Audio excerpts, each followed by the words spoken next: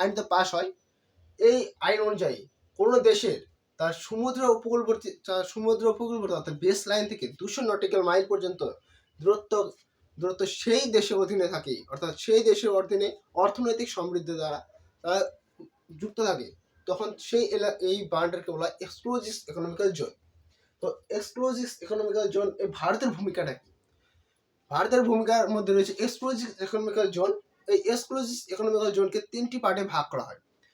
প্রথমত সমুদ্র থেকে 12 নটিক্যাল মাইল পর্যন্ত হলো সমুদ্র সীমা। বহু ম্যাপে দেখা যায় কি যে বাউন্ডারির মাধ্যমে দেখতে পাওয়া যায় এই সমুদ্র সীমাটা সেখান থেকে রয়েছে।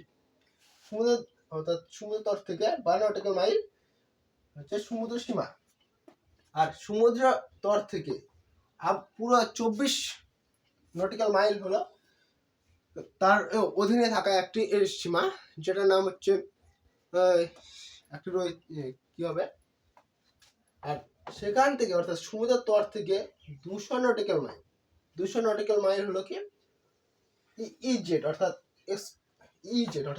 Exclusive economical zone. এই 200 নটিক্যাল মাইলের মধ্যে কোনো অর্থনৈতিক পণ্য জিনিস পাওয়া যায় বা খুঁজতে পাওয়া যায়, তাহলে সেটি চলে যাবে সেই দেশের অধীনে, অর্থাৎ যে দেশের অধীনে এই 200 নটিক্যাল মাইল রয়েছে। তো ভারতের এদিক থেকে খুবই উল্লেখযোগ্য তার গুরুত্বটি রয়েছে। যেমন এদিক থেকে বঙ্গোপসাগরে এই 200 নটিক্যাল মাইল হলো অন্যান্য সল্লক্ষেদ বা এক্সক্লুসিভ ইকোনমিক্যাল জোন। এদিকে রয়েছে আরব সাগর দিকে রয়েছে 200 নটিক্যাল মাইল পর্যন্ত রয়েছে এক্সক্লুসিভ ইকোনমিক্যাল জোন। আবার এদিকে রয়েছে আন্দামান নিকোবর দ্বীপপুঞ্জ, এখানে রয়েছে এক্সক্লুসিভ ইকোনমিক্যাল জোন। অর্থাৎ ভারতের একটি এক্সক্লুসিভ ইকোনমিক্যাল জোন বিরাট বড় একটা ভূমিকা গ্রহণ করে রয়েছে। এই সমস্ত অঞ্চলে বর্তমানে খুঁজে পাওয়া গেছে বহু কয়লা খনি, গ্যাস ভান্ডার, প্রাকৃতিক গ্যাস, যেমন বোম্বে হাই।